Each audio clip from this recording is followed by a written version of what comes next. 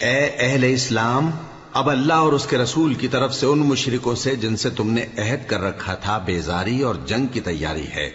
سو مشرکو، تم زمین میں 4 مہینے چل پھر لو اور جان رکھو کہ تم اللہ کو عاجز نہ کر سکو گے، اور یہ بھی کہ اللہ کافروں کو رسوا کرنے والا ہے۔ اور حج اکبر کے دن اللہ اور اس کے رسول کی طرف سے لوگوں کو آگاہ کیا جاتا ہے کہ اللہ مشرکوں سے بیزار ہے اور اس کا رسول بھی۔ اب اگر تم توبہ کر لو تو تمہارے حق میں بہتر ہے، اور اگر نہ مانو تو جان رکھو کہ تم اللہ کو ہرا نہیں سکو گے۔ اور اے پیغمبر، کافروں کو دکھ دینے والے عذاب کی خبر سنا دو۔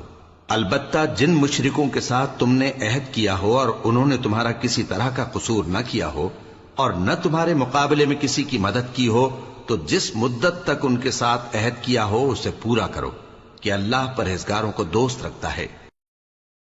پس جب عزت کے مہینے گزر جائیں تو مشرکوں کو جہاں پاؤ قتل کر دو، اور ان کو پکڑ لو اور گھیر لو، اور ہر گھات کی جگہ ان کی طاق میں بیٹھے رہو۔ پھر اگر وہ توبہ کر لیں اور نماز قائم کرنے اور زکوٰۃ دینے لگیں تو ان کا رستہ چھوڑ دو، بے شک اللہ بخشنے والا ہے، مہربان ہے۔ اور اگر کوئی مشرک تم سے پناہ کا خواستگار ہو تو اس کو پناہ دے دو، یہاں تک کہ وہ کلام اللہ کو سننے لگے، پھر اس کو امن کی جگہ واپس پہنچا دو، اس لیے کہ یہ بے خبر لوگ ہیں۔ بھلا مشرکوں کے لیے جنہوں نے عہد توڑ ڈالا، اللہ اور اس کے رسول کے نزدیک عہد کیسے قائم رہ سکتا ہے؟ ہاں، جن لوگوں کے ساتھ تم نے مسجد حرام یعنی خانہ کعبہ کے نزدیک عہد کیا ہے، اگر وہ اپنے عہد پر قائم رہیں تو تم بھی اپنے قول و قرار پر قائم رہو، بے شک اللہ پرہیزگاروں کو دوست رکھتا ہے۔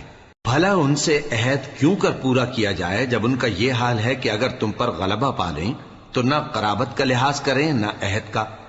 یہ منہ سے تو تمہیں خوش کر دیتی ہیں، لیکن ان کے دل ان باتوں کو قبول نہیں کرتے اور ان میں اکثر نافرمان ہیں۔ یہ اللہ کی آیتوں کے عوض تھوڑا سا فائدہ حاصل کرتے اور لوگوں کو اللہ کے رستے سے روکتے ہیں۔ کچھ شک نہیں کہ جو کام یہ کرتے ہیں برے ہیں۔ یہ لوگ کسی مومن کے حق میں نہ تو رشتہ داری کا پاس کرتے ہیں نہ عہد کا، اور یہ حد سے تجاوز کرنے والے ہیں۔ اب اگر یہ توبہ کر لیں اور نماز پڑھنے اور زکوٰۃ دینے لگیں تو دین میں تمہارے بھائی ہیں، اور سمجھنے والے لوگوں کے لیے ہم اپنی آیتیں کھول کھول کر بیان کرتے ہیں۔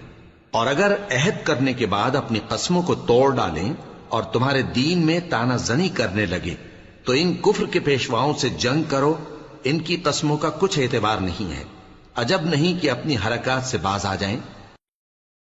بھلا تم ایسے لوگوں سے کیوں نہ لڑو جنہوں نے اپنی قسموں کو توڑ ڈالا اور پیغمبر کو وطن سے نکالنے کا ارادہ کر لیا، اور انہوں نے تم سے عہد شکنی کی ابتدا کی۔ کیا تم ایسے لوگوں سے ڈرتے ہو؟ سو ڈرنے کے لائق تو اللہ ہے اگر تم ایمان والے ہو۔ ان سے خوب لڑو، اللہ ان کو تمہارے ہاتھوں سے عذاب میں ڈالے گا اور انہیں رسوا کرے گا، اور تم کو ان پر غلبہ دے گا، اور مومن لوگوں کے سینوں کو شفا بخشے گا اور ان کے دلوں سے غصہ دور کرے گا، اور اللہ جس پر چاہے گا توجہ فرمائے گا، اور اللہ سب کچھ جانتا ہے، حکمت والا ہے۔